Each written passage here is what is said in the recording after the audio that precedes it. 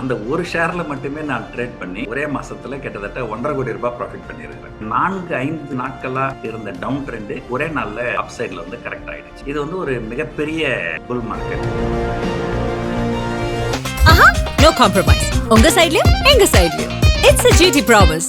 அழகு தரும் மூலிகைகள், ஆரோக்கியம் தரும் மருத்துவர்கள். டாக்டர் ஸ்ரீவர்மாஸ்.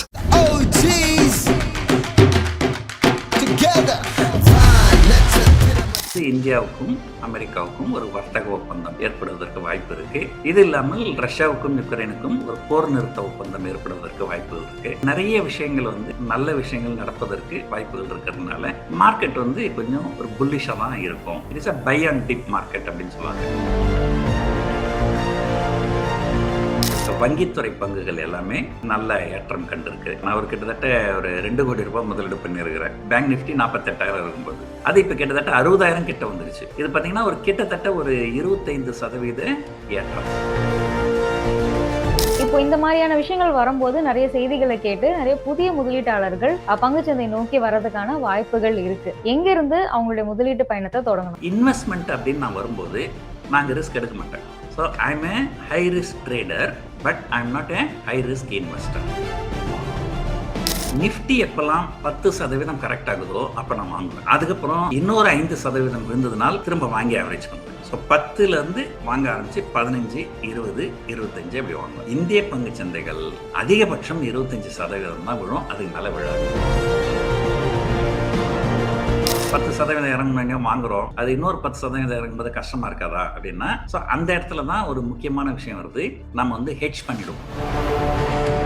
உங்களுக்கு திறமை இருந்தால் நீங்க நேரடியாக முதலீடு பண்ணுங்க, இல்லைன்னு சொன்னால் நீங்க மியூச்சுவல் ஃபண்ட்ல முதலீடு பண்ணுங்க. மியூச்சுவல் ஃபண்ட் நான் ஏற்கனவே சொன்ன மாதிரி. சார் வணக்கம். வணக்கம் சார், நிப்டி 14 மாதங்களுக்கு பிறகு ஆல் டைம் ஹை அப்படிங்கிற ஒரு லெவலை வந்து ரீச் பண்ணிருக்கு. நம்ம தொடர்ச்சியா நிறைய விஷயங்கள் பேசணும் சார். சில விஷயங்கள் நடக்கும் போது இது நிச்சயமா ஆல் டைம் ஹை அப்படிங்கிற ஒரு நிலை எட்டும் அப்படின்னு சொல்லியிருந்தோம். உதாரணத்துக்கு ட்ரேட் டீல் வந்து ஃபைனல் ஆனா, இந்த மாதிரி நிறைய க்ளூஸ் நம்ம வந்து சொல்லியிருந்தோம். இப்போ என்ன விஷயங்கள் சாத்தியமாச்சு so that Nifty all time high அப்படிங்கிற ஒரு லெவலை ரீச் பண்ணதுக்கு? 2 முக்கியமான விஷயங்கள். ஒன்று பீகார் ஸ்டேட் எலெக்ஷன் அண்ட் இன்னொன்று இந்த ட்ரேட் டீல். அதுல பீகார் ஸ்டேட் எலெக்ஷன் எதிர்பார்த்தபடி வந்திருந்தது, பொலிட்டிக்கல் ஸ்டெபிலிட்டி வந்துடுச்சு. அதுக்கப்புறமே தொடர்ந்து பங்கு சந்தைகள் ஏற ஆரம்பிச்சது. நான் என்ன சொல்லியிருந்தேன், இந்த பீகார் ரிசல்ட் நல்லா இருந்தால் இன்னும் மற்ற விஷயங்களும் சின்ன சின்ன விஷயங்கள் அதெல்லாம் நல்லா இருந்ததுன்னா பங்கு சந்தைகள் வந்து ஆல் டைம் ஹை போகிறதுக்கு வாய்ப்புகள் நிறைய இருக்கு. இந்தியாவுக்கும் யுஎஸ்க்கும் இருக்கிற ட்ரேட் டீல், வர்த்தக ஒப்பந்தம் ஏற்பட்டால் நிப்டி 27,000 வரை போவதற்கும் வாய்ப்புகள் இருக்கு. ஆனால் இன்றைக்கு வரைக்கும் அந்த ட்ரேட் டீல் இன்னும் சைன் ஆகல. ஆனால் அதற்கு உண்டான அறிகுறிகள் வந்து நிறைய தெரிய ஆரம்பிச்சிருக்கு. அமெரிக்கா வந்து ரஷ்யாவுக்கும் யுக்ரைனுக்கும் இருக்கிற சண்டையை வந்து நிறுத்துவதற்கு பல முயற்சிகள் ஏற்படுத்தி இருக்கிறாங்க. அது இவ்வளவு நாள் ஒரு பெருசா பலன் எதையும் அளிக்கல. ஆனா இப்ப சமீபத்தில் வந்திருக்கிற செய்தி, அமெரிக்கா கொடுத்த ப்ரொபோசல் வந்து யுக்ரைன் வந்து ஒரு ஃபேவரபிளா கன்சிடர் பண்றாங்க. அதனால ஒரு அடுத்த சில தினங்களில் ரஷ்யா யுக்ரைன் ஒரு போர் நிறுத்த ஒப்பந்தம் அனௌன்ஸ் பண்றதுக்கு வாய்ப்புகள் நிறைய இருக்குது. அப்போ இந்தியாவுக்கு எதிராக அமெரிக்கா வந்து 50% வரிகள் விதிச்சிருக்கிறாங்க. அவங்க சொன்னது என்னன்னா 25% வரி ரஷ்யா கிட்ட இருந்து கச்சா எண்ணெய் வாங்குறதுனால கூடுதலாக 25%, மொத்தம் 50% அப்படின்னு சொன்னாங்க. சோ ஒன்று, இப்போ கச்சா எண்ணெய் வாங்குறதை நிறுத்திட்டாங்க. இன்னொன்று, அங்கேயும் ரஷ்யாவுக்கும் யுக்ரைனுக்கும் ஒரு போர் நிறுத்த ஒப்பந்தமும் ஏற்பட்டதனால் குறைஞ்சபட்சம் 25% வரி வந்து குறைக்கப்படும். 50ல இருந்து 25 வந்துடும். அது 15 வந்தாலும் ஆச்சரியப்படுறதுக்கு இல்லை. அதுக்கப்புறம் சில பொருட்கள், அதாவது இறைச்சி, காஃபி பொருட்கள், இந்த மாதிரி பொருட்களுக்கு எல்லாம் இறக்குமதி வரி கிடையாது அப்படின்னு அமெரிக்கால சொல்லி இருக்கிறாங்க. அது காரணம் என்னன்னா, அந்த பொருட்களோட விலை எல்லாம் வந்து அதீதமா அமெரிக்கால விலை ஏறிடுச்சு. பட் அந்த இறைச்சி, காஃபி பொருட்கள்லாம் வந்து இந்தியால இருந்து அதிகபட்சமா ஏற்றுமதி ஆகிறது இல்லைனாலும் அது ஒரு சென்டிமெண்ட் பாசிட்டிவா இருந்தது. சோ இது ஒரு பக்கம் போயிட்டு இருக்கு. இன்னொரு பக்கம் பாத்தீங்கன்னா, திடீர்னு உலக சந்தையில வந்து ஒரு கரெக்ஷன், பங்குகள் வந்து கொஞ்சம் வேகமா இறங்க ஆரம்பிச்சது. அது என்ன காரணம் சொன்னாங்கன்னா, இந்த ஆர்டிபிஷியல் இன்டெலிஜென்ஸ் அது சம்பந்தப்பட்ட ஷேர்ஸ் எல்லாம் வந்து ஹை வேல்யூவேஷன்ல இருக்கு. இந்த அளவுக்கு ஹை வேல்யூவேஷன் அது ஒர்த்து கிடையாது அப்படின்னு சொல்லிட்டு அதுல நிறைய ஹியூஜ் ப்ராஃபிட் புக்கிங் வந்து பங்குகள் வந்து நிறைய சரிய ஆரம்பிச்சது. ஒரு உதாரணத்துக்கு பார்த்தீங்கன்னா, NVIDIA வேர்ல்டுலயே நம்பர் 1 கம்பெனி அது. அது பார்த்தீங்கன்னா, நடுவுல கிட்டத்தட்ட ஒரு 20% கிட்டத்தட்ட இறங்குச்சு. 15, 20% இறங்குச்சு. அது 5 டிரில்லியன் எக்கானமி, 5 டிரில்லியன் கம்பெனி 20% இறங்குச்சுன்னா, அது கிட்டத்தட்ட 1 டிரில்லியன் விலை குறைஞ்சிருச்சு அது மட்டுமே. ஆனா இந்தியா வந்து அதனால ஒரு பெரிய பாதிப்பு ஏற்படுத்தல. ஏன்னா இந்தியால வந்து செமிகண்டக்டர் இண்டஸ்ட்ரீஸ் வந்து எதுவும் கிடையாது.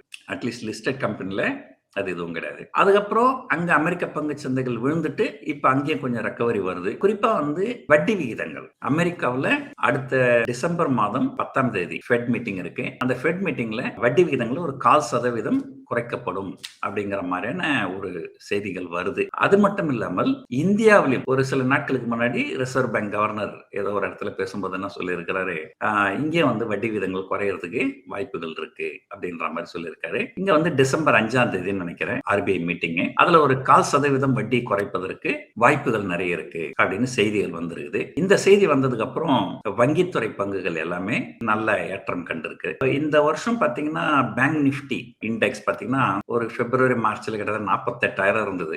ஏன்னா எனக்கு ஞாபகம் இருக்கு, நான் 48,000 இருக்கும்போது நான் வாங்கியிருக்கிறேன். நான் ஒரு கிட்டத்தட்ட ஒரு 2 கோடி ரூபாய் முதலீடு பண்ணியிருக்கிறேன். பேங்க் நிஃப்டி 48,000 இருக்கும்போது அது இப்ப கிட்டத்தட்ட 60,000 கிட்ட வந்துருச்சு. இது பாத்தீங்கன்னா ஒரு கிட்டத்தட்ட ஒரு 25% ஏற்றம். இது வந்து ஒரு மிகப்பெரிய ஒரு புல் மார்க்கெட் அப்படின்னு சொல்லலாம்.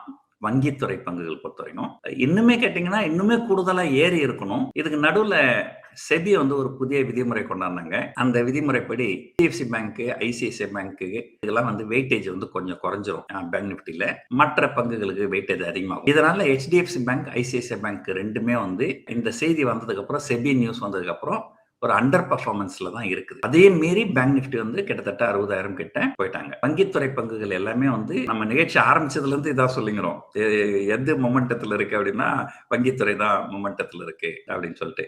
அந்த மொமெண்டம் வந்து தொடர்ந்து இருக்கிறதுக்கு வாய்ப்புகள் நிறைய இருக்கு. போன வாரம் பேசும்போது நம்ம சொல்லியிருந்தோம், பங்கு சந்தைகள் வந்து 26,000க்கு கீழே போகாமலும் 26,500க்கு மேல போகாமலும் இதுக்கு நடுவில் ட்ரெண்ட் நடக்கும் அப்படின்னு சொன்னோம்.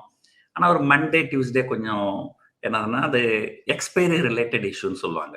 எப்பவுமே அந்த மந்த்லி எக்ஸ்பைரி அது வரும்போது மார்க்கெட் ரொம்ப வாலடைலா இருக்கும். That's because of some expiry related issues. அது முடிஞ்சதுக்கு அப்புறம் தொடர்ந்து நல்ல ஏற்றம் கண்டு ஆல் டைம் ஹைக்கு மேல போனாலுமே அங்கிருந்து ஒரு ப்ராஃபிட் புக்கிங் வந்து ஆல் டைம் ஹைக்கு கொஞ்சம் கீழே தான் க்ளோஸ் ஆயிருக்கு. இன்னைக்கு 5:30 மணிக்கு ஜிடிபி டேட்டா வருது. அந்த ஜிடிபி டேட்டா நல்லா இருக்கும் அப்படின்னு தான் எதிர்பார்க்கறாங்க. இப்போ இன்னையில இருந்து அடுத்த ஒரு மாதத்துக்கு டிசம்பர் மாதம் கடைசி வரைக்கும் பாத்தீங்கன்னா இந்த ஜிடிபி டேட்டா ஒரு மிக முக்கியமான டேட்டா. அதுக்கப்புறம் RBI பாலிசி இருக்கு, அதுக்கப்புறம் ஃபெட் பாலிசி இருக்கு. இது இல்லாமல் வந்து இந்தியாவுக்கும் அமெரிக்காவுக்கும் ஒரு வர்த்தக ஒப்பந்தம் ஏற்படுவதற்கு வாய்ப்பு இருக்கு. இது இல்லாமல் ரஷ்யாவுக்கும் யுக்ரைனுக்கும் ஒரு போர் நிறுத்த ஒப்பந்தம் ஏற்படுவதற்கு வாய்ப்புகள் இருக்கு. இந்த மாதிரி ஒரு நிறைய விஷயங்கள் வந்து நல்ல விஷயங்கள் நடப்பதற்கு வாய்ப்புகள் இருக்கிறதுனால மார்க்கெட் வந்து கொஞ்சம் ஒரு புல்லிஷா தான் இருக்கும். டெக்னிக்கலா மார்க்கெட் வந்து லாங்ல தான் இருக்கு. It is a buy and dip market அப்படின்னு சொல்லுவாங்க. எப்பெல்லாம் பங்குகள் குறையுதோ அப்பெல்லாம் வாங்க வேண்டிய ஒரு நேரம் தான். பொதுவா வந்து அந்த அண்டர்லைன் கரண்ட் அப்படின்னு சொல்லுவாங்க. ஒரு மார்க்கெட் வந்து புல்லிஷா இருக்கா, பேரிஷா இருக்கா. அண்டர்லைன் கரண்ட் வந்து புல்லிஷா இருந்ததுனால் பை அண்ட் டிப்னு சொல்லுவோம். அண்டர்லைன் கரண்ட் பேரிஷா இருந்ததுனால் செல் அண்ட் ரலி. எப்பதான் மார்க்கெட் மேல போதோ அப்பெல்லாம் வித்துருங்க அப்படின்னு சொல்லுவோம். அந்த வகையில பாத்தீங்கன்னா இது வந்து பை அண்ட் டிப்ல தான் இருக்குது. இந்த வாரம் திங்கள் செவ்வாய் 2 நாள் பாத்தீங்கன்னா ஏதோ ஒரு சின்ன இந்த எக்ஸ்பைரி ரிலேட்டட்லாம் வந்து கரெக்ஷன் வந்து கிட்டத்தட்ட 25,900க்கு கீழவே போச்சு பங்கு சந்தைகள். ஆனா பாத்தீங்கன்னா புதன்கிழமை ஒரே நாள்ல கிட்டத்தட்ட 300-350 புள்ளிகள் ஏற்றம் கண்டு ஒரு 4-5 நாட்களா இருந்த டவுன் ட்ரெண்ட் ஒரே நாள்ல அப்சைட்ல வந்து கரெக்ட் ஆயிடுச்சு. இந்த சந்தைகள் வந்து இது வந்து புல் மார்க்கெட்ல தான் இருக்கிறோம். இது வந்து buy and dip market, sell and rally market கிடையாது. இப்ப நம்ம புல் மார்க்கெட்ல இருக்கோம், அந்த ஒரு ஸ்டேஜ் நம்ம டச் பண்ணிருக்கோம் அப்படின்னு சொல்றீங்க. இந்த ராலி அப்படிங்கிறது எவ்வளவு தூரம் போகும் அப்படின்னு நம்ம கணிக்கலாம் சார்? என்னுடைய கணிப்பு புல் மார்க்கெட், புல் கேஸ் சினாரியோ அப்படின்னு சொல்லுவாங்க. எல்லாமே நல்லபடியா நடந்து எல்லாமே நல்லபடியா போச்சுனால் ஒரு புல் கேஸ் சினாரியோல நிஃப்டி 27,000 வரைக்கும் போவதற்கு வாய்ப்புகள் நிறைய இருக்கு இந்த வருஷம் டிசம்பருக்குள்ளார. அது பாத்தீங்கன்னா இப்ப இருக்கிற ரேட்ல இருந்து பாத்தீங்கன்னா ஒரு கிட்டத்தட்ட ஒரு 3%. ஒரு RBI பாலிசி இருக்கு, ஃபெட் பாலிசி இருக்கு, ஜிடிபி டேட்டா இருக்கு. இந்த மாதிரி பல நல்ல விஷயங்கள் நடக்கிறதுனால ஒரு 3% ஏறுவதற்கு வாய்ப்புகள் நிறைய இருக்கு. புல் கேஸ் சினாரியோல டிசம்பர் 2025 டார்கெட் வந்து 27,000. அதுக்கு அடுத்த ஒரு வருஷம் டிசம்பர் 2026 அதுல புல் கேஸ் சினாரியோ நிஃப்டி வந்து 30,000 போவதற்கு வாய்ப்புகள் இருக்கு.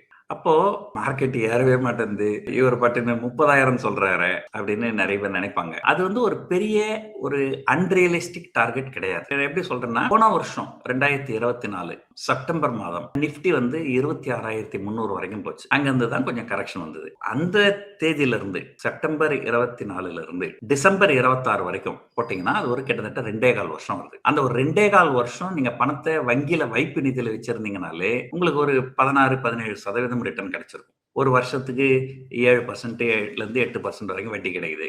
2 வருஷத்துக்கு 14 to 16 இது 2.25 வருஷம் சரிங்களா, ஒரு 16-17% ரிட்டர்ன் வரும். ஆனா போன வருஷம் செப்டம்பர் மாதம் 26,300ல இருந்து அடுத்த வருஷம் டிசம்பருக்கு 30,000 அப்படின்னு சொன்னா அது கிட்டத்தட்ட ஒரு 14-15% ரிட்டர்ன் தான். சோ ஏன் வந்து ஒரு பங்குச்சந்தை ஒரு பேங்க் எஃப்டி ரிட்டர்ன் கூட கொடுக்கூடாது? தாராளமா கொடுக்கலாம் இல்லையா? லாஜிக்கா பாத்தீங்கன்னா பங்குச்சந்தைகள் வந்து பேங்க் எஃப்டி ரிட்டர்னை விட அதிகமா கொடுக்கணும். ஏன்னா இங்க ரிஸ்க் எடுத்து வராங்க மக்கள், அந்த ரிஸ்க்கு உண்டான ரிவார்டு இருக்கணும். ஆனா இருந்தாலும் நம்ம கால்குலேட் பண்றது எப்படின்னா அந்த போன வருஷம் அந்த பீக்ல இருந்து கணக்கு எடுத்துக்கணும் நம்ம. சோ போன வருஷம் அந்த பீக்ல முதலீடு பண்ணவங்க நிஃப்டி அடுத்த டிசம்பர்ல 30,000 போனாலுமே அவங்களுக்கு வந்து எஃப்டி ரிட்டர்ன் கூட கிடைக்காது. சோ அதனால அந்த 30,000 அப்படிங்கிறது வந்து ஒரு இப்ப பாக்கிறதுக்கு பிரம்மாண்டமா தெரியும், ஆனா அது ஒரு பெருசா இல்ல.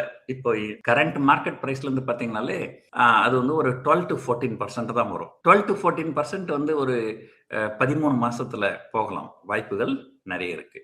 சோ இது எல்லாமே வந்து புல் கேஸ் சினாரியோ. இதை நம்பி நாளைக்கு முதலீடு பண்ணிட்டு சார் நீங்க சொன்னீங்க சார் மார்க்கெட் மேல போகல அப்படின்னா, நம்பர் 1 நீங்கள் பங்குகள் வாங்கினால் அங்கிருந்து நேரா மேல மட்டுமே தான் போகணும்னு அவசியம் கிடையாது. இது மேலேயும் கீழேயும் ஆட்டம் காமிச்சிட்டு தான் போகும். அது ஒண்ணு. 2வது இது எல்லாமே பேரிங் அன்ஃபோர்சின் சர்க்கம்ஸ்டன்சஸ் அப்படின்னு சொல்லுவாங்க ஆங்கிலத்துல. அதாவது எதிர்பாராதது எதுவும் நடக்காத பட்சத்தில், எதிர்பார்க்கின்ற நல்ல விஷயங்கள் எல்லாம் நடக்கும் பட்சத்தில் 30,000 போவதற்கு வாய்ப்புகள் இருக்கு. சார் நம்ம பேசணும் புல் மார்க்கெட்டினுடைய ஒரு தொடக்கத்துல இருக்கும் அப்படிங்கிற மாதிரி. இப்போ இந்த மாதிரியான விஷயங்கள் வரும்போது நிறைய செய்திகளை கேட்டு நிறைய புதிய முதலீட்டாளர்கள் பங்குச்சந்தை நோக்கி வர்றதுக்கான வாய்ப்புகள் இருக்கு. எங்க இருந்து அவங்களுடைய முதலீட்டு பயணத்தை தொடங்கணும்? முதல்ல வந்து இப்ப புல் மார்க்கெட் தொடக்கத்துல இருக்கிறோமா இல்லையா அப்படிங்கறத கொஞ்சம் தெளிவுபடுத்திடுவோம். புல் மார்க்கெட்னா என்ன? இது வந்து இதனோட ஒரு டெஃபினிஷன் இருக்கு. பங்குகள் வந்து ஒரு 0ல இருந்து 10% வரைக்கும் ஏற்றமோ இறக்கமோ கண்டால் அது ஒரு நார்மல் மார்க்கெட்னு சொல்லுவாங்க. ஏன்னா மார்க்கெட் வந்து ஒரே இடத்துல இருக்காது இல்லையா, கொஞ்சம் மேலே இங்கே தானே போயிட்டு இருக்கும். ஒரு 10% வரைக்கும் ஏற்றமோ இறக்கமோ இருந்தால் அது ஒரு நார்மல். 10%க்கு மேல கீழே இறங்குச்சுனால் அது வந்து கரெக்ஷன் அப்படின்னு சொல்லுவாங்க. அதே போல 10%க்கு மேல ஏறிச்சினால் இஸ் அப்வர்ட் கரெக்ஷன் அப்படின்னு சொல்லுவாங்க. 20%க்கு மேல கீழே இறங்கினால்தான் அது வந்து பியர் மார்க்கெட்னு சொல்லுவாங்க. அதே போல 20%க்கு மேல ஏறினாதான் அது வந்து புல் மார்க்கெட் அப்படின்னு சொல்லுவாங்க. சோ இந்த வருஷம் நிஃப்டி வந்து லோவஸ்ட் பாயிண்ட் போனது கிட்டத்தட்ட 21,700 அப்படின்னு நினைக்கிறேன். அந்த 21,700ல இருந்து நம்ம கணக்கு பார்க்கணும், 20% நம்ம மேல வந்திருக்கிறோமா? நான் வந்திருக்கிறோம் அப்படின்னு தான் நினைக்கிறேன். அது வந்திருந்தோம்னால் அப்ப வந்து நம்ம புல் மார்க்கெட்ல என்ட்ரி ஆகிறோம் அப்படின்னு சொல்லிட்டு இருங்க, நான் ஒரு சின்ன கால்குலேட்டர் எடுத்து நான் உங்களுக்கு கரெக்டாகவே போட்டு சொல்லிடுறேன். 21,700 நம்ம லோவஸ்ட் பாயிண்ட் போனது. அங்கேருந்து ஒரு 20% போட்டிங்கன்னா 26,040, 26,100. இப்போ நம்ம 26,200ல இருக்கிறோம். ஸோ அப்போ என்னன்னா நம்ம வந்து ஒரு புல் மார்க்கெட்டுக்கு வந்திருக்கிறோம். ஸோ இதுதான் வந்து அமெரிக்காவில் இப்படி தான் டிஃபைன் பண்ணுறாங்க. அதே டெஃபினிஷனை தான் நம்ம ஃபாலோ பண்ணணும். வங்கித்துறை பங்குகள்லாம் அதை விட அதிகமாகவே மேலே வந்திருக்கு. நான் யாரும் சொன்ன மாதிரி இந்த வருஷமே பார்த்தீங்கன்னா இந்த வருஷமே அது கிட்டத்தட்ட 25% கூடுதலாக ஏறி இருக்கு. இருந்தாலும் இந்த தகவல் தொழில்நுட்பத்துறை ரொம்ப மோசமாக பர்ஃபார்ம் பண்ணிட்டு இருக்கு. தகவல் தொழில்நுட்பத்துறையெல்லாம் வந்து அது ஏற்கனவே இருந்த ஆல் டைம் ஹைலேருந்து கிட்டத்தட்ட 20-25% குறைவாக தான் இன்னைக்கு வரைக்கும் ட்ரெண்ட் நடந்துட்டு இருக்கு. நம்ம ஏற்கனவே சொன்ன மாதிரி வங்கித்துறையும் ஆட்டோத்துறையும் ரொம்ப நல்லா இருக்கு. ஐடி தகவல் தொழில்நுட்பத்துறையும் FMCG fast moving consumer goods, இந்த 2 துறையும், இந்த ஹிந்துஸ்தான் யூனிலிவர்னு ஒரு ஷேர் இருக்கு, அதுதான் வந்து மார்க்கெட் லீடர் எஃப்எம்சிஜியில். அது ஒரு 5 வருஷத்துக்கு முன்னாடி எங்கே இருந்ததோ அங்கே தான் இப்போ இருக்குது. ஸோ 5 வருஷமா அது வந்து கிட்டத்தட்ட 0 ரிட்டர்ன் கொடுத்துருக்குது. ஸோ எஃப்எம்சிஜியோட நிலைமை அப்படிதான் இருக்குது. ஒருவேளை இந்த தகவல் தொழில்நுட்பமும் அந்த எஃப்எம்சிஜியும் பிக்கப் ஆக ஆரம்பிச்சதுனால், அது எவ்வளோ இழந்தாங்களோ அதை மீட்டுட்டாங்கனால் நிஃப்டி வந்து அடுத்த ஓராண்டுல 30,000 போவதற்கு வாய்ப்புகள் நிறைய இருக்கு. அடுத்த கேள்வி, இப்போ புதுசா முதலீடு பண்றவங்க என்ன பண்ணணும் அப்படின்னு கேட்டீங்க. நான் வந்து என்னை பத்தி சொல்லிடுறேன் ஃபர்ஸ்ட். நான் வந்து ஒரு வர்த்தகர், இந்த ஆப்ஷன்ஸ் ட்ரேடிங் அப்படின்னு சொல்லிட்டு. அதுல நான் நிறைய ரிஸ்க் எடுத்து ட்ரேட் பண்ணுவேன். நான் அந்த ஒரு ஷேர்ல மட்டுமே நான் ட்ரேட் பண்ணி போன மாசம் ஒரே மாசத்துல கிட்டத்தட்ட 1.5 கோடி ரூபாய் ப்ராஃபிட் பண்ணியிருக்கிறேன். ஸோ நான் வந்து கொஞ்சம் வர்த்தகத்துல கொஞ்சம் அதிகமா ரிஸ்க் எடுத்து பண்ற ஆளு. அதனால இன்வெஸ்ட்மெண்ட் அப்படின்னு நான் வரும்போது நாங்க ரிஸ்க் எடுக்க மாட்டேன்.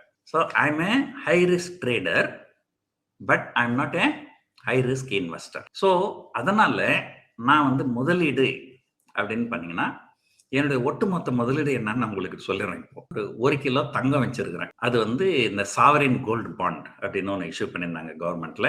அது மூலமா வாங்கினது. அது ஒரு 4 கிலோ வாங்கினேன்.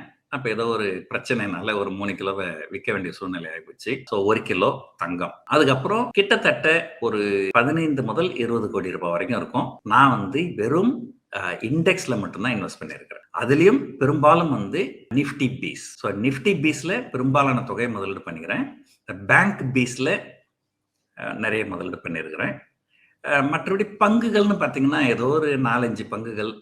அது நீங்க ஒரு மொத்தமே சேர்த்தே பார்த்தீங்கன்னாலும் ஒரு 10 லட்சம் ரூபாய் கூட இருக்காது. ஃபுல்லாவே வந்து நானே எக்ஸ்சேஞ்ச் ட்ரேடட் ஃபண்டில் தான் முதலீடு பண்ணிக்கிறேன். இது இல்லாம பெரும்பாலான முதலீடுகள் என்னுடைய கிட்டத்தட்ட என்னுடைய ஒரு 75 முதல் 80% முதலீடுகள் எங்க இருக்குதுன்னு பார்த்தீங்கன்னா டெப்ட் மியூச்சுவல் ஃபண்ட்ல இருக்கு. என்னுடைய ஸ்ட்ராட்டஜி என்ன அப்படின்றத சொல்லிடுறேன் பாருங்க. நிஃப்டி எப்பெல்லாம் 10% கரெக்ட் ஆகுதோ அப்ப நான் வாங்குவேன். அதுக்கப்புறம் இன்னொரு 5% விழுந்ததுனால் திரும்ப வாங்கி ஆவரேஜ் பண்ணுவேன். அதுக்கப்புறம் இன்னொரு 5% விழுந்ததுனால் திரும்ப வாங்கி ஆவரேஜ் பண்ணுவேன். ஸோ 10ல இருந்து வாங்க ஆரம்பிச்சு 15, 20, 25 அப்படி வாங்குவேன். இந்திய பங்கு சந்தைகள் அதிகபட்சம் 25% தான் விழும். அதுக்கு மேல விழாது. அதுக்கு மேல விழணும்னு சொன்னால் அது வந்து ஒரு லீமன் பிரதர் கொலாப்ஸ் ஆகவோ கரோனா வைரஸ் ஆகவோ அந்த மாதிரி ஏதாவது ஒரு மிகப்பெரிய பிரச்சனைகள் வந்தால் ஒழிய நார்மலா 25% மேல இறங்காது. ஒரு 2 கேள்வி வருது. சார் நீங்க 10% இறங்கிடுச்சு, அப்ப நீங்க வாங்குறீங்க. 15% இறங்கும்போது இன்னும் வாங்குறீங்க. அப்ப ஏற்கனவே வாங்கினது அதுவே கஷ்டத்துல இருக்கும். அப்ப எப்படி சார் தைரியமா வந்து நீங்க திரும்ப வாங்குறீங்க? சரி வாங்கிட்டீங்க, அப்ப திரும்ப 20% வருது. அப்ப ஏற்கனவே நீங்க முதல்ல வாங்கினது 10% லாஸ்ல இருக்கும், ரெண்டாவது வாங்கினது 5% லாஸ்ல இருக்கும். அப்ப எப்படி சார் மனசு வந்து உங்களால தைரியமா முதலீடு பண்ண முடியுது அப்படின்னா அதுதான் கன்விக்ஷன். ஏன்னா நம்முடைய பங்குச்சந்தைகள் 25% மேல விழாது அப்படிங்கிறது ஒண்ணு.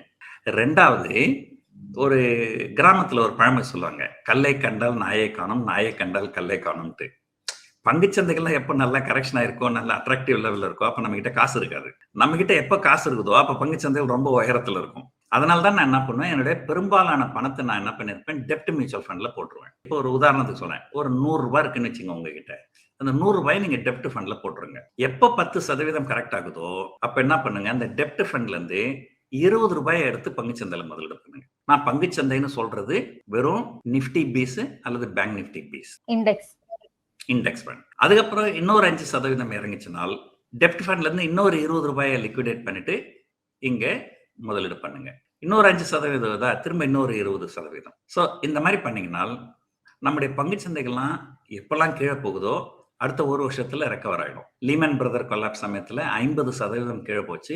அது அப்படியே அடுத்த ஒரே வருஷத்துல 100% மேல போயிடுச்சு. கரோனா வைரஸ் சமயத்துல 40% கீழே போச்சு. அதுக்கு அடுத்த ஒரே வருஷத்துல 100% மேல போயிடுச்சு. ஸோ இது வந்து என்ன சொல்றதுன்னா ஒரு வேல்யூ இன்வெஸ்டர்.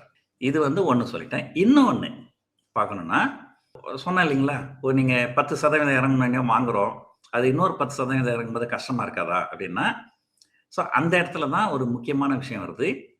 நம்ம வந்து ஹெட்ஜ் பண்ணிடுவோம். நான் வந்து ஒரு 10% இறங்கிடுச்சு அப்படின்னு நான் போய் நிஃப்டி பீஸ் வாங்குறேன்னா அதுக்கு ஒரு ப்ராப்பர் ஹெட்ஜிங். அதாவது பங்குச்சந்தைகள் எவ்வளவு கீழே போனாலும் எனக்கு நஷ்டம் கிடையாது என்ன அப்படின்னு அந்த ஒரு ஹெட்ஜிங். இப்போ ஒரு உதாரணத்துக்கு சொல்றேன், நீங்க ஒரு கார் வாங்குறீங்க. அந்த கார் வாங்கும்போது என்ன பண்ணி உடனே ஒரு இன்சூரன்ஸ் எடுத்துறீங்க. அந்த இன்சூரன்ஸுக்கு ஒரு 2% 3% காசு செலவாகும். அந்த காருக்கு எவ்வளவு டேமேஜ் ஆனாலும் நீங்க கவலைப்பட வேண்டியதில்லை, அந்த இன்சூரன்ஸ் கம்பெனி கொடுத்துருவாங்க. கரெக்டுங்களா? அதே போலதான் இங்கேயும் சில இன்சூரன்ஸ் ப்ராடக்ட்ஸ் மாதிரி இருக்கு. கேட்டீங்கன்னா அதோட இன்ட்ரெஸ்டான விஷயங்கள்லாம் இருக்கு. நீங்க கார் வாங்கும்போது நீங்க இன்சூரன்ஸ் வந்து நீங்க காசு கொடுத்து தான் வாங்கணும். இங்க ஃப்ரீயா இன்சூரன்ஸ் பண்றதுக்கெல்லாம் சில வழிகள்லாம் இருக்கு. ஸோ அந்த மாதிரிலாம் பண்ணிடுவோம். ஸோ அதனால மேலே போனால் ஓகே, பட் கீழே போனால் ஒரு மேக்ஸிமம் ஒரு 1 or 2% தான் லாஸ் வரும், அதுக்கு மேலே லாஸ் வராது அப்படிங்கிற மாதிரி பண்ணிட்டோம்னா அப்போ திரும்ப இன்னொரு 10% இறங்கினாலும் அதை வாங்குறதுக்கு நமக்கு நல்ல தைரியம் இருக்கும். ஸோ இது வந்து ஒன்று. இது வந்து நீங்கள் ஒரு HNI கிளையண்ட்டாக இருந்தால் நீங்கள் இந்த சிஸ்டம் ஃபாலோ பண்ணீங்கன்னா லாங்கர் டேர்மில் வந்து நல்ல பர்ஃபார்மன்ஸ் இருக்கும். இது வந்து ஒன்று. ஓகே, இப்போ நான் சொன்னேன் இல்லைங்களா, இந்த ஹெட்ஜ் பண்ணணும் அப்படின்னு சொல்லிட்டு, அதெல்லாம் சிறு முதலீட்டாளர்களுக்கு வாய்ப்பு கிடையாது. ஒரு குறைஞ்சபட்சம் 20 லட்சம் ரூபாய் கேபிட்டல் வச்சு பண்றவங்களுக்கு மட்டும்தான் இந்த ஹெட்ஜிங்லாம் பண்ண முடியும். ரொம்ப சிறிய முதலீட்டாளர்களை ஹெட்ஜிங் பண்ண முடியாது. அதனால தான் நம்ம என்ன சொல்றோம், சிறு முதலீட்டாளர்களை பொறுத்த வரைக்கும் நீங்க நேரடியா பங்குச்சந்தைக்கு வராதீங்க. இப்போ கவர்டு கால் அப்படின்னு ஒரு ஸ்ட்ராட்டஜி இருக்கு, அது கேள்விப்பட்டிருக்கீங்களா? கவர்டு கால்னா, இப்போ ஒரு உதாரணத்துக்கு சொல்றேன், ஒரு ரிலையன்ஸ் இண்டஸ்ட்ரீஸ்னு ஒரு ஷேர் இருக்கு, ஒரு 1000 ரூபாய் போகுது இப்போ மார்க்கெட்ல, நீங்க வாங்கிட்டீங்க. அது 1200 ரூபாய்க்கு மேல போகாதுன்னு ஒரு பெட்டிங் நடக்கும். சிலர் வந்து என்ன சொல்லுவாங்க உங்ககிட்ட, மேடம் ரிலையன்ஸ் 1200 ரூபாய்க்கு மேல போகும் மேடம், கண்டிப்பா போகும் மேடம். இல்லப்பா போகாது அப்படின்னா, என்ன மேடம் இப்படி சொல்றீங்க, நான் வேணா உங்களுக்கு ஒரு 10 ரூபாய் ஃப்ரீயா கொடுக்குறேன். அது ரிலையன்ஸ் இண்டஸ்ட்ரீஸ் 1200 ரூபாய்க்கு மேல போலன்னு வச்சுங்களேன், அந்த 10 ரூபாய் நீங்க ஃப்ரீயா வச்சுக்கோங்க. ஆனா ஒருவேளை 1200 ரூபாய்க்கு மேல போச்சுனால் 1200 ரூபாய்க்கு மேல எவ்வளவு போகுதோ அவ்வளவு காசு நீங்க எனக்கு கொடுக்கணும். ஒருவேளை நாளைக்கு அது 1200 ரூபாய் போச்சுன்னா நீங்க 100 ரூபாய் கொடுக்கணும் எனக்கு. ஸோ இதுதான் வந்து கவர்ட் கால் சொல்லுவாங்க. நீங்க என்ன பண்றீங்க, 1000 ரூபாய்க்கு ரிலையன்ஸ் ஷேரை வாங்கிட்டீங்க, 1200 ரூபாய்க்கு மேல போகாதுன்னு பெட்டை கட்டிட்டீங்க. இப்போ பதில் சொல்லுங்க, என்ன நடக்கும் அந்த ஒரு மாசத்துல? ஒன்னு அது 1200க்கு மேல போகும், அல்லது 1100 கீழே இருக்கும். கரெக்டுங்களா? 1200க்கு கீழே இருந்ததுனாக்கா நீங்க வாங்கி வச்சிருக்கிற முதலீடு லாங் டேர்ம் இன்வெஸ்ட்மெண்ட்டுக்கு தானே. அந்த 10 ரூபாய் உங்க பேக்கெட்டுக்கு வந்துடும் ஃப்ரீ. அதாவது மாசம் மாசம் ஒரு 10 ரூபாய் நீங்க சம்பாரிச்சிடலாம். அப்படியே ஒரு 2 வருஷம் மாசம் மாசம் 10 ரூபாய் சம்பாரிச்சிங்கனாலும் நீங்க போட்ட மொத்த காசையும் எடுத்துடலாம். சரி, ஒருவேளை 1200க்கு மேல போயிடுச்சுன்னா 1200 போயிடுதுன்னு வச்சுங்களேன், நீங்க வாங்கின ஷேரை வித்துருங்க. நீங்க 1000 ரூபாய்க்கு வாங்கினீங்க, நீங்க 1200 ரூபாய் போகுது, வித்துருங்க, 200 ரூபாய் லாபம். அதுல ஒரு 100 ரூபாய் அவருக்கு கொடுத்தோம் நீங்க. அப்போ உங்களுக்கு வந்து ஸ்டில் வந்து 100 ரூபாய் ப்ராஃபிட் பிளஸ் அந்த 10 ரூபாய் பிரீமியம் கலெக்ட் பண்ணுது. ஸோ அதாவது உங்களோட ப்ராஃபிட் வந்து மேக்ஸிமம் லிமிட்டட் டு 110 ரூபாய். ஸோ இதுதான் வந்து it's a kind of hedging. அதாவது மேலே போனாலும் உங்களுக்கு ப்ராஃபிட் தான், கீழே போனாலும் உங்களுக்கு ப்ராஃபிட் தான். கீழே போனால் அந்த 10 ரூபாய் ப்ராஃபிட். ஷேர் பற்றி கவலைப்பட மாட்டீங்க, அது நம்ம எப்போ ஏறுதோ அப்போ வித்துக்கலாம் அப்படின்னு சொல்லிட்டு. ஸோ இது பேர் இந்த கவர்ட் கால் அப்படின்னு சொல்லுவாங்க. இதெல்லாம் நீங்க பண்ணணும்னாக்கா உங்ககிட்ட நிறைய பணம் இருக்கணும். மியூச்சுவல் ஃபண்டு கிட்ட நிறைய பணம் இருக்கு, அவங்க இதெல்லாம் பண்றாங்க. ஒரு காலத்துல வந்து மியூச்சுவல் ஃபண்ட்ஸ்லாம் வந்து கவர்டு கால் பண்றதுக்கு அனுமதி கிடையாது. ஒரு 2-3 வருஷத்துக்கு முன்னாடி செபி வந்து அவங்கள அலோவ் பண்ணிட்டாங்க. நீங்க ஒரு பங்குகள் வாங்குறீங்க, எதிர்காலத்துல அது ஏறும்னு நினைச்சு வாங்குறீங்க. ஸோ அது வந்து முதலீடு. அந்த முதலீடு அப்படியே இருக்கட்டும். இந்த கவர்டு கால் மூலமா அப்பப்போ மாசம் மாசம் ஒரு 5 ரூபாயோ 10 ரூபாயோ என்ன காசு கிடைக்குதோ அது இந்த வாடகை வாங்குற மாதிரி அதை வாங்கிக்கணும்னாக்கா நமக்கு என்ன ஆகும், ஒரு அதாவது வெறும் பங்குகளை வாங்கிட்டு அப்படியே வச்சுங்கிறவங்களுக்கு கிடைக்கிற ரிட்டர்னை விட இந்த கவர்டு கால் பண்றவங்களுக்கு கொஞ்சம் கூடுதலா ரிட்டர்ன் கிடைக்கும். இதெல்லாம் வந்து மியூச்சுவல் ஃபண்ட் வந்து ப்ரொஃபஷனலா பண்ணுவாங்க, நம்மளால தனி மனிதர்களால பண்ண முடியாது. ஸோ நம்பர் 1, சிறு முதலீட்டாளர்களா இருந்தால் நீங்க நேரடியா பங்கு சந்தையில முதலீடு பண்ணாதீங்க, மியூச்சுவல் ஃபண்ட் கிட்ட கொடுத்துருங்க. அங்க மியூச்சுவல் ஃபண்ட் வந்து நல்லா பர்ஃபார்ம் பண்ணுவாங்க. மியூச்சுவல் ஃபண்டே நல்லா பர்ஃபார்ம் பண்ணலன்னா கண்டிப்பா நீங்க நல்லா பர்ஃபார்ம் பண்ண மாட்டீங்க. ஏன்னா நம்மளை விட அங்க மியூச்சுவல் ஃபண்ட்ல இருக்கிற ஃபண்ட் மேனேஜர்ஸ் வந்து நம்மளோட அதிகமான நாலேஜோடு இருக்கிறவங்க. அதுக்கப்புறம் மற்ற விஷயங்கள்லாம் நம்ம பல நேரங்களில் சொன்னதுதான், ஒரே நேரத்தில் முதலீடு பண்ணாதீங்க. ஏன்னா இந்த பங்குச்சந்தைகள் ஒரு புதிய உச்சத்துல இருக்குது. அப்ப நிறைய பேருக்கு ஒரு ஷேர் 100 ரூபாய்க்கு நடக்குதுன்னா அது ஏறுன்ற நம்பிக்கை இருக்காது. அது 100 ரூபாயில இருந்து 500 ரூபாய் வந்ததுக்கு அப்புறம் தான் சரி ஏறினாலும் ஏறும் இறங்கினாலும் இறங்கும் டவுட்டா சொல்லுவாங்க. அது என்னைக்கு 1000 ரூபாய்க்கு வருதோ அப்பதான் கண்டிப்பா ஏறும்னு சொல்லிட்டு வாங்குவாங்க. அப்பதான் என்ன அது இறங்க ஆரம்பிச்சிடும். 2 மாசத்துக்கு முன்னாடி 8000 ரூபாய் இருந்தது.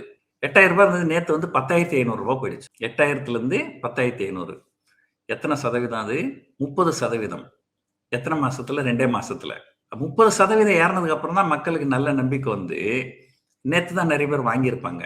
இன்னைக்கு ஏதோ ஒரு கெட்ட செய்தி வந்தது, அது கிட்டத்தட்ட 4% இறங்கி போச்சு. பங்குச்சந்தையில வந்து நல்லா ஏறினதுக்கு அப்புறம் தான் அது ஏறும் அப்படிங்கிற ஒரு நம்பிக்கையே மக்களுக்கு வரும். அது வந்து இந்த ஆங்கிலத்துல வந்து ஃபோமோ எஃபெக்ட்னு சொல்லுவாங்க, ஃபியர் ஆஃப் மிஸ்ஸிங் அவுட். பாருங்க, சுந்தர் வந்து நிஃப்டி 24,000 இருக்கும்போது வாங்கினாரு, இப்போ நல்லா ஏறி போச்சு, நான் வாங்காம விட்டுட்டேனே அப்படின்னு இப்போ போய் வாங்கினீங்கன்னா அது இங்கேருந்து ஒரு 1000 பாயிண்ட் இறங்கும். ஸோ அதனாலதான் நம்ம என்ன சொல்றோம், சிறு முதலீட்டாளராக இருந்தால் நீங்க நேரடியாக முதலீடு பண்ணாதீங்க, மியூச்சுவல் ஃபண்ட்ல முதலீடு பண்ணுங்க.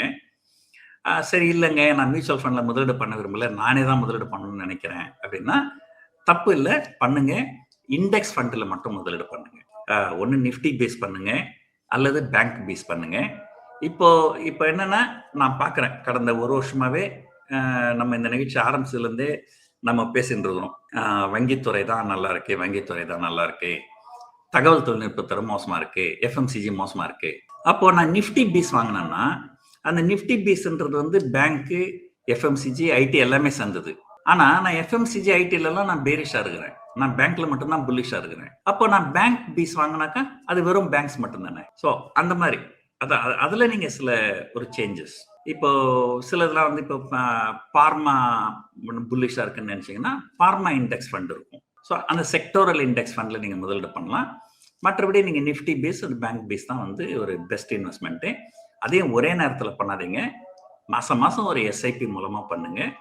ஒட்டுமொத்த முதலீடு வந்து கொஞ்சம் தவிர்க்கணும். நீங்க கொஞ்சம் யோசனை பண்ணி பாருங்க. யாராவது ஒருத்தர் 2024 செப்டம்பர் மாதம் அப்போ ஆல் டைம் ஹை அப்போ போனப்போ யாராவது ஒட்டுமொத்த பணத்தையும் அப்போ முதலீடு பண்ணியிருந்தாங்கனால் இன்னைக்கு வரைக்கும் அவங்க நஷ்டத்தில் இருக்கிறாங்க. நஷ்டத்தில் இருக்கிறாங்கன்றத கூட விட்டுருங்க, அந்த பணத்தை பேங்க்ல எஃப்டி போட்டிருந்தா இன்னொரு ஒரு 10% வட்டியாவது கிடைச்சிருக்கும்ல. அதே மீன்ஸ் லைக் உங்களோட போட்ட பணமும் ஒரு 1% குறைஞ்சிருக்குது. ரெண்டாவது இந்த ஆப்பர்ச்சுனிட்டி காஸ்ட், பணத்தை பேங்க்ல எப்படி போட்டுட்டு நிம்மதியாக தூங்கி இருந்தாலே 10% கிடைச்சிருக்கு, அதுவும் போச்சு. ஸோ கிட்டத்தட்ட ஒரு 10-11% நஷ்டத்துல தான், நோஷனல் லாஸ்ல தான் உட்காந்துட்டு இருக்கிறாங்க ஒட்டுமொத்தமா முதலீடு பண்ணவங்க. ஆனா யாராவது ஒருத்தர் அப்போ வந்து ஒரு மாசத்துக்கு ஒரு 10,000 ரூபாய் அப்படின்ட்டு முதலீடு பண்ண ஆரம்பிச்சிருந்தாருன்னு வச்சுங்களேன், அவரு முதல் 10,000 வந்து 26,300 ஆல் டைம் ஹைல இன்வெஸ்ட் பண்ணியிருப்பாரு. ஆனா அது இறங்கி 21,700 வரைக்கும் போச்சு. அப்ப 21,700 போகும்போது அவர் 10,000 ரூபாய் முதலீடு பண்ணியிருப்பாரு. இப்போ அது 21,700 இருந்து திரும்ப 26,200 அப்படின்னு வந்துருச்சு. பாத்தீங்கன்னா அவருக்கு ரிட்டர்ன் பெருசா இல்லைனாலும் கண்டிப்பா ஒட்டுமொத்தமா முதலீடு பண்ணாரு பாருங்க போன செப்டம்பர் மாசம். அவருடைய நிலைமையை பார்க்கும்போது இவருடைய நிலைமை வந்து ரொம்ப ஃபார் பெட்டரா இருக்கும். ஸோ ஒட்டுமொத்த பணமும் ஒரே நேரத்தில் முதலீடு பண்ணுவது தவறு, எஸ்ஐபி மூலமாக முதலீடு பண்ணுவது கரெக்டு. அதுக்கப்புறம் உங்களுடைய ரிஸ்க் டேக்கிங் கெப்பாசிட்டி, நீங்க வந்து கன்சர்வேட்டிவ் இன்வெஸ்டரா இருந்தீங்கன்னால் நீங்க நேரடியாக முதலீடு பண்ணாமல் மியூச்சுவல் ஃபண்ட்ல கொடுத்துடலாம் அல்லது இண்டெக்ஸ் ஃபண்ட்ல முதலீடு பண்ணலாம். மற்றபடி நீங்க கொஞ்சம் ஒரு அளவு மாடரேட் ரிஸ்க் டேக்கர் சார், நமக்கு ரிஸ்க் எடுக்கிறது ரிஸ்க் சாப்பிட்ற மாதிரி சார், நமக்கு ரிஸ்க் எடுத்தாதான் சார் ஒரு இன்ட்ரெஸ்ட் அப்படின்னு சொன்னீங்கன்னா நீங்க மியூச்சுவல் ஃபண்ட்லயே வந்து லார்ஜ் கேப் மியூச்சுவல் ஃபண்டுன்னு இருக்கு, மிட் கேப் மியூச்சுவல் ஃபண்டுன்னு இருக்கு, ஸ்மால் கேப் மியூச்சுவல் ஃபண்டுன்னு இருக்கு. ஸோ அதில் நீங்கள் முதலீடு பண்ணலாம். நீங்கள் ஒரு வியூ எடுத்திருந்தால், கடந்த 6 மாதம் 1 வருஷமா நான் அந்த வியூ தான் எடுத்துருக்கிறேன், வங்கித்துறை நல்லா இருக்கு, வங்கித்துறை நல்லா இருக்கு, அந்த மாதிரி ஒரு வியூ எடுத்தீங்கன்னா அந்த செக்டோரல் ஃபண்டில் முதலீடு பண்ணலாம். ஸோ இதெல்லாம் பண்ணீங்கன்னா ஓரளவுக்கு கொஞ்சம் நல்ல லாபம் சம்பாதிக்கிறதுக்கு வாய்ப்புகள் இருக்கு. சார், என்னுடைய அடுத்த கேள்வி அதுவாக தான் இருந்தது. புதிய முதலீட்டாளர்கள் இண்டெக்ஸ்ல இருந்து ஆரம்பிக்கலாமா அப்படின்னு கேட்கணும்னு தான் நினைச்சேன். நீங்களே வந்து நான் இண்டெக்ஸ்ல தான் முதலீடு பண்ணியிருக்கேன் அப்படின்னு சொல்லியிருக்கீங்க. சார், தினம் தினம் பங்கு பத்தி நீங்க நிறைய பார்த்துக்கிட்டே இருக்கீங்க, எல்லா இன்ஃபர்மேஷனும் இருக்கு. நீங்க ஏன் சார் பங்கு முதலீடுல பண்ணாம இண்டெக்ஸ்ல பண்றேன் அப்படின்னு சொல்றீங்க? ஏதாவது ஒரு காரணம் இருக்கும் இல்லையா? நான் ஏற்கனவே சொன்னது வந்து என்னன்னா, நான் வந்து ஒரு ஹை ரிஸ்க் ட்ரேடர், வர்த்தகம், ஒரு முழு தொழில் நேர தொழில் அப்படின்னு பார்த்தீங்கன்னா இது வந்து வர்த்தகம். இப்போ ஒரு வர்த்தகத்துக்கு நான் எதனால வந்தேன், முதலீட்டுக்கு போகாமல் எதனால வர்த்தகத்துக்கு வந்தேன் அப்படிங்கிறதுக்கு ஒரு சின்ன கதை சொல்லுவேன். இப்போ நான் வந்து ஒரு ஊர்ல வந்து நான் டெலிவிஷன் தயாரிக்கிறேன்னு வச்சுப்போமே. நீங்க என்ன பண்றீங்க, என்கிட்ட வந்து சார் நீங்க வந்து தினமும் ஒரு 100 டெலிவிஷன் கொடுங்க, ஒரு டெலிவிஷன் 1 லட்சம் ரூபாய், 100 டெலிவிஷன் வந்து 1 கோடி ரூபாய், டெய்லி 100 டெலிவிஷன் கொடுங்க, நான் எங்கள் ஊரில் கொண்டு போய் அதை விற்றுட்டு நான் 1 கோடி ரூபாய் வாங்கின்னு போனேன்னா நான் ஒரு 1 கோடியை 10 லட்சத்துக்கு விற்றுருவேன். என்னோட லாபம் 10 லட்சத்தை மட்டும் நான் எடுத்துக்கினேன். நான் வந்து உங்ககிட்ட உங்களுடைய 1 கோடி ரூபாய் நான் கொடுத்துருவேன். கொடுத்துட்டு நான் திரும்ப இன்னொரு 100 டெலிவிஷன் நம்ம இந்த மாதிரி பிஸ்னஸ் பண்ணலாம் சார் அப்படின்னு சொல்றீங்க. அப்போ எனக்கு வந்து 2 விஷயம். சரி, இவங்களை நம்பி ஒரு 100 டெலிவிஷனை கொடுத்துட்டு அவங்க நாளைக்கு ஓடி போயிட்டாங்கனாக்கா நமக்கு 1 கோடி ரூபாய் நஷ்டமாயிடும். சரி, இதே நேரத்தில் இல்லைங்க, நீங்க எனக்கு 1 கோடி ரூபாய் கொடுங்க, நான் 100 டெலிவிஷன் கொடுக்குறேன், நீங்க அதை போய் வித்துட்டு எனக்கு வந்து கொடுங்க, நீங்க பணம் கொடுக்காம நான் வந்து டெலிவிஷன் கொடுக்க மாட்டேன் அப்படின்னு சொன்னால் நீங்க என்ன பண்ணுவீங்க? எனக்கு காம்படிட்டரா இன்னொருத்தர் இருப்பாரு. அவர்கிட்ட போய் நீங்க வியாபாரம் பேசுவீங்க. சரி அவர் ஒத்துக்கினாருன்னு வச்சுங்களேன். நீங்க நேர்மையா பிசினஸ் பண்றீங்க அப்படின்னு வச்சுப்போம். அப்ப என்ன ஆகும்? எனக்கு அந்த பிசினஸ் போச்சா? அந்த பிசினஸ் அவருக்கு தானே. அவருக்கு டெய்லி 100 டெலிவிஷன் விக்குது. எனக்கு விக்கலல்ல. ஸோ நீங்க குடுக்குற ப்ரொபோசலுக்கு நான் சரின்னு சொன்னா எனக்கு ஒரு ரிஸ்க் இருக்குது. நாளைக்கு நீங்க ஓடிட்டீங்கனால எனக்கு பிரச்சனை. நோன்னு சொன்னேன்னா எனக்கு பிசினஸ் போயிடும். அப்ப நான் என்ன பண்ண முடியும்? அப்ப நான் என்ன சொல்லுவேன், "இத பாரும்மா, நான் ஒரு டெலிவிஷன் குடுக்குறேன். ஒண்ணும் பிரச்சனை இல்ல. ஆனா நீங்க ஓடிட்டீங்கன்னா எனக்கு நஷ்டமாயிடும்ல. அதனால நான் வந்து ஒரு ஒரு ப்ரொபோசல் ஒண்ணு குடுக்குறேன் உங்களுக்கு. நீங்க என்ன பண்ணுங்க, ரூ. 1,00,00,000 வந்து கொண்டு போய் பேங்க்ல பிக்ஸட் டெபாசிட் போட்டுருங்க. பேங்க்ல பிக்ஸட் டெபாசிட் போட்டுருங்க. அதுல வர வட்டியெல்லாம் உங்களுக்கே தான் வந்துரும். உங்க பணம் பேங்க்ல எஃப்டில இருக்குது. அந்த எஃப்டி இன்ட்ரெஸ்ட் உங்களுக்கு தான் வரப்போகுது. அந்த பணத்த எஃப்டில போட்டுட்டு, உங்க மேனேஜர வந்து என்கிட்ட ஒரு வார்த்தை சொல்லுங்க. மேடம் வந்து எங்ககிட்ட ரூ. 1,00,00,000 எஃப்டி வச்சிருக்கிறாங்க. அவங்கள நம்பி நீங்க டெய்லி 100 டெலிவிஷன் குடுக்கலாம். ஓட மாட்டாங்க. அப்படி ஓடிட்டாங்கன்னா, நாங்க அந்த பேங்க்ல இருந்து அந்த காச எடுத்து அவங்களோட காச எடுத்து உங்ககிட்ட குடுத்துருவோம். அப்படின்னு உங்க மேனேஜர ஒரு வார்த்தை சொல்லுங்க. அப்ப என்ன ஆகும்? எனக்கும் பயம் இல்லாம பிசினஸ் பண்ணலாமா? உங்களுக்கு காசு குடுக்க வேண்டிய அவசியம் இல்லல்ல. உங்க காசு பேங்க்ல எஃப்டில தானே இருக்குது. அது வட்டி உங்களுக்கு வந்துன்னு தானே இருக்கு. மற்றபடி என்கிட்ட நீங்க 100 டெலிவிஷன் வாங்கின்னு போறீங்க, விக்கிறீங்க, லாபம் வந்ததுன்னா உங்களுக்கு, நஷ்டம் வந்தாலும் உங்களுக்கு, என்னோட காசு எடுத்துட்டு வந்து குடுத்துற போறீங்க. கரெக்ட்டுங்களா? சோ இதுதான் வந்து கமர்ஷியல் வார்த்தையில சொல்றதா இருந்தா பேங்கர்ஸ் கேரண்டின்னு சொல்லுவாங்க. ஓகேங்களா? இப்ப இதுல என்ன உங்களுக்கு அட்வான்டேஜ்னா 2. நீங்க டெலிவிஷன் வியாபாரத்திலேயே நீங்க லாபம் சம்பாதிக்கிறீங்க. உங்க பணத்த பேங்க்ல வர எஃப்டியோட இன்ட்ரெஸ்டும் உங்களுக்கு வந்துருது. நான் வந்து பங்குச் சந்தையில வர்த்தகம் பண்றேன். இந்த பங்குச் சந்தையில வர்த்தகம் பண்றதுன்றது எப்படி நீங்க டெலிவிஷன் வியாபாரம் பண்ற மாரி. ஆனா, நான் இந்த பங்குச் சந்தையில வர்த்தகம் பண்றதுக்கு நான் வந்து பணமா குடுக்கணும்ன்ற அவசியம் கிடையாது. எப்படி இந்த டெலிவிஷனுக்கு நீங்க என்கிட்ட பணமா குடுக்கணும்னு அவசியம் கிடையாது. நீங்க பணத்த பேங்க்ல எஃப்டி போட்டுட்டு உங்க மேனேஜர சொன்னா போதும் இல்லையா? அதேபோல நான் வந்து இங்க வந்து ஒரு பேங்க் எஃப்டியோ அல்லது மியூச்சுவல் ஃபண்டோ அல்லது டெப்ட் மியூச்சுவல் ஃபண்டோ அல்லது ஈக்விட்டி ஷேரோ கூட வாங்கிட்டு அத வந்து நம்ம கோலேட்ரல்னு சொல்லுவாங்க. அத கோலேட்ரல்னு குடுத்துட்டு நான் வந்து இந்த இடத்துல வர்த்தகம் பண்ணுவேன். ஸோ என்னுடைய முழு நேர தொழில் வர்த்தகம். அதுல தான் நான் கான்சன்ட்ரேட் பண்ணுவேன். ஸோ இப்போ இந்த கோலேட்ரல் அப்படின்னு குடுக்குறோம் இல்லையா? அது வந்து எப்படின்னா, பொதுவா வந்து பங்குச்சந்தைய பொறுத்தவரைக்கும் சொல்லிர்றேன் பாருங்க. ஒரு நல்ல மிகப்பெரிய நிறுவனங்கள்லாம் நீங்க வாங்குனீங்கன்னா, லாபமும் பெருசா இருக்காது, நஷ்டமும் பெருசா இருக்காது. மிகச்சிறிய நிறுவனங்கள் வாங்குனீங்கன்னா, லாபமும் அதிகமா இருக்கும், நஷ்டமும் அதிகமா இருக்கும். ஸோ என்எஸ்சி பொறுத்தவரைக்கும், அந்த சிறிய நிறுவனங்கள் பங்குகள்ல நான் முதலீடு பண்ணால், அத வந்து நான் கோலேட்ரலா குடுக்க முடியாது. ஸோ என்எஸ்சில வந்து ஒரு லிஸ்ட் வச்சிருக்கிறாங்க.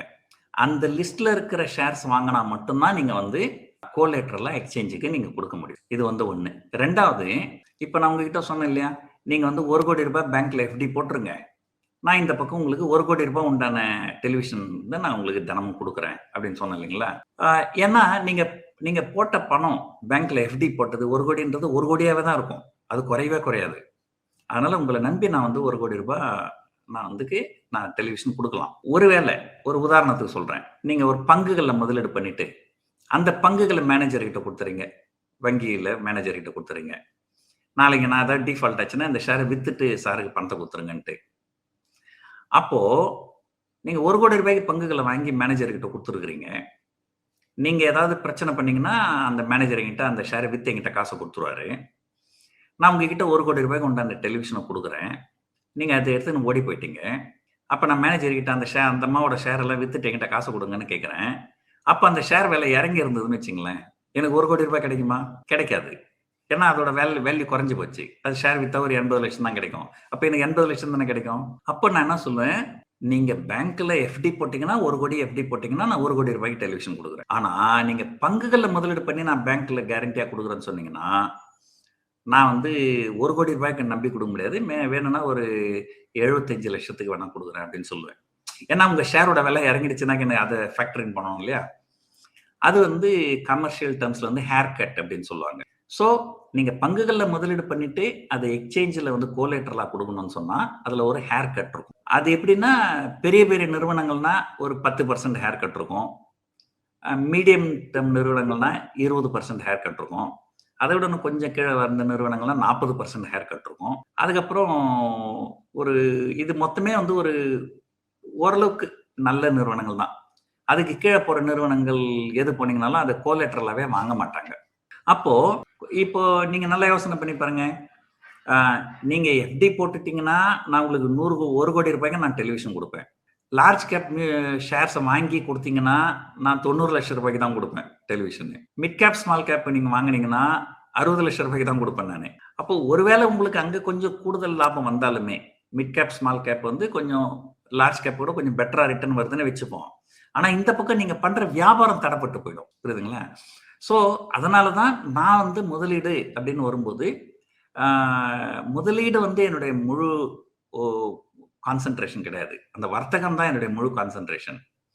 அந்த வர்த்தகத்துக்கு நம்ம பணமா கொடுக்கறதுக்கு பதில் இந்த மாதிரி பேங்க்ல எப்படி போட்டு கொடுப்போம், கொஞ்சம் மியூச்சுவல் ஃபண்ட் வாங்கி கொடுப்போம், நிஃப்டி பீஸ். அப்போ என்னாகும், இதுல வந்து நல்ல லார்ஜ் கேப் வாங்கினா மட்டும்தான் எனக்கு வந்து ட்ரேடிங்க்கு லிமிட் நிறைய கிடைக்கும். இல்லைன்னா ட்ரேடிங்க்கு லிமிட் ரொம்ப குறைஞ்சிரும். ஸோ ஒரு உதாரணத்துக்கு சொல்றேன். நான் லார்ஜ் கேப் ஸ்டாக்ஸ் வாங்குறேன், அது 10% ஹேர் கட் போயிடும். கரெக்டுங்களா? ஓகே. ஸோ நான் ஒரு உதாரணத்துக்கு சொல்றேன். ஒரு 1 கோடி ரூபாய் அப்படின்னு வச்சுங்களேன். அதை நான் வாங்கி கொடுத்துட்டேன்னா எனக்கு 90 லட்சம் லிமிட் கிடைக்கும் ட்ரேட் பண்றதுக்கு. அந்த 90 லட்சம் ரூபாய் லிமிட்டை வச்சு நான் ஒரு 50% ப்ராஃபிட் பண்றேன்னு வச்சுங்களேன். ஸோ எனக்கு 45 லட்சம் லாபம் வருமா? ஸோ ட்ரேடிங்ல எனக்கு 45 லட்சம் வந்துடும். அப்புறம் அந்த பங்குகள் வந்து ஒரு 10% ஏறி இருக்குன்னு வச்சுப்போம். ஸோ எனக்கு இந்த பக்கம் ஒரு 45 லட்சமோ, அந்த பங்குகள் ஏறினதுனால ஒரு 10 லட்சமோ, 55 லட்சம் எனக்கு ப்ராஃபிட் வரும். நான் இதையே இந்த 1 கோடி ரூபாய் லார்ஜ் கேப்ல போடுறதுக்கு பதில் ஒரு மிட் கேப் ஸ்மால் கேப்ல போடுறேன்னு வச்சுங்களேன், எனக்கு 40% ஹேர் கட் போயிடும். 40% ஹேர் கட் போச்சுன்னா 60 லட்சம் தான் எனக்கு ட்ரேடிங் லிமிட் கொடுப்பாங்க. அப்ப நான் எவ்வளவு ப்ராஃபிட் பண்றேன் ட்ரேடிங்ல? 50% ப்ராஃபிட் பண்றேன். அப்ப நான் 60 லட்சம் தான் முதலீடு பண்றேன். அப்ப எனக்கு அதுல 50% ப்ராஃபிட் வந்தாலுமே எனக்கு எவ்வளவு ப்ராஃபிட் வரும்? 30 லட்சம் தான் வரும். ஆனா மிட் கேப் வந்து லார்ஜ் கேப் 10% ரிட்டர்ன் கொடுக்குதுன்னா இந்த ஸ்மால் கேப் வந்து 15% ரிட்டர்ன் கொடுத்துருக்கும். ஒரு 5% கூடுதலா கிடைச்சிருக்கும். 5% கூடுதலா கிடைச்சாலுமே 15% தான் கிடைக்கும். அப்ப எனக்கு ட்ரேடிங்ல 30%, இதுல 15, 45 தான் வருது. ஆனா நான் லார்ஜ் கேப்ல இன்வெஸ்ட் பண்ணேன்னா எனக்கு 55% வருது. பிளஸ் எனக்கு வந்து ரிஸ்க் வந்து ரொம்ப குறைவு. லார்ஜ் கேப்ல வந்து உங்களுக்கு ரிஸ்க் ரொம்ப கம்மி. ஸோ இதனால நான் வந்து என்னுடைய முழு கவனமும் ட்ரேடிங்ல இருக்குதுன்றதுனால நான் அதுக்குண்டான மாதிரி தான் நான் வந்து ஒரு இன்வெஸ்ட்மெண்ட்டை, இப்போ ஒரு சின்ன உதாரணத்துக்கு சொல்றேன் பாருங்க. ஏன் வந்து தங்கத்துல முதலீடு பண்றாங்க எல்லாரும் அப்படின்னா, ஏதாவது பிரச்சனைனா நம்ம அடமானம் வச்சு பணத்தை புரட்டலாம். ஒரு எல்சிடி ப்ராஜெக்ட்லாம் அதெல்லாம் பண்ண முடியாது. அதே போலதான் நாங்க வந்து எந்த பங்குகளை வாங்கினாலும் நாங்க முதல்ல கேட்கிற கேள்வி, இதை நம்ம கோலேட்டரலா எக்ஸ்சேஞ்சுக்கு கொடுக்க முடியுமா, கொடுத்துட்டு அதுல இருந்து நம்ம வர்த்தகம் பண்ண முடியுமா அப்படிங்கிற மாதிரி. ஸோ அதனால எங்களுடைய மைண்ட் செட் அப்படிதான் இருக்கும். ஸோ அதனால வந்து ஒரு நார்மல் இன்வெஸ்டர் வந்து எங்களை ஃபாலோ பண்ணணும் அப்படிங்கிற அவசியம் கிடையாது. ஏன்னா நான் வந்து வர்த்தகத்துல நான் நிறைய சம்பாதிக்கிறேன். ஸோ அதுவே எனக்கு ஒரு போதுமானதா இருக்கு. மற்றபடி சிறு முதலீட்டாளர்களுக்கு நம்ம ஏற்கனவே சொன்ன அதே அறிவுரை தான் நம்ம திரும்ப சொல்ல முடியும். ஒட்டுமொத்தமா முதலீடு பண்ண, உங்ககிட்ட எவ்வளவு பணம் இருக்குதோ ஒட்டுமொத்த பணத்தையும் பங்குச்சந்தை கொண்டாடாதீங்க. கொஞ்சம் வந்து தங்கத்துல, கொஞ்சம் வந்து ரியல் எஸ்டேட்ல, கொஞ்சம் வந்து ஃபிக்ஸட் டெபாசிட்ல, கொஞ்சம் வந்து பங்குச்சந்தையில, அப்படி பிரிச்சு வாங்க. பங்குச்சந்தையில கொண்டு வரீங்களா பணம், அது வந்து ஒட்டுமொத்த பணத்தையும் ஒரே நேரத்துல முதலீடு பண்ணாதீங்க. எஸ்ஐபி மூலமா முதலீடு பண்ணுங்க. அதுக்கப்புறம் உங்களுக்கு திறமை இருந்தால் நீங்க நேரடியாக முதலீடு பண்ணுங்க. இல்லைன்னு சொன்னால் நீங்க மியூச்சுவல் ஃபண்ட்ல முதலீடு பண்ணுங்க. மியூச்சுவல் ஃபண்டு நான் ஏற்கனவே சொன்ன மாதிரி இந்த ஹெட்ஜிங் பண்றது, இந்த கவர்டு கால் பண்றது, இதெல்லாம் அவங்களுக்கு அத்துப்படி ஆகும். தனி மனிதர்களா இருக்கிறவங்களுக்கு பெரும்பாலும், எல்லாரையும் சொல்ல முடியாது. இப்ப நானே நேரடியாக தான் பண்றேன். இந்த ஹெட்ஜிங்லாம் நானே தான் பண்றேன். ஸோ அதுக்கெல்லாம் உண்டான வசதி வந்து அவங்களுக்கு இருக்கும். மற்றபடி உங்களுடைய ரிஸ்க் அப்படைட்டுக்கு ஏற்ற மாதிரி நீங்க லார்ஜ் கேப்ல போறதா, மிட் கேப்ல போறதா, ஸ்மால் கேப்ல போறதா, அல்லது செக்டோரல் ஃபண்ட்ல போறதா அப்படின்றத நீங்க டிசைட் பண்ணிக்கலாம்.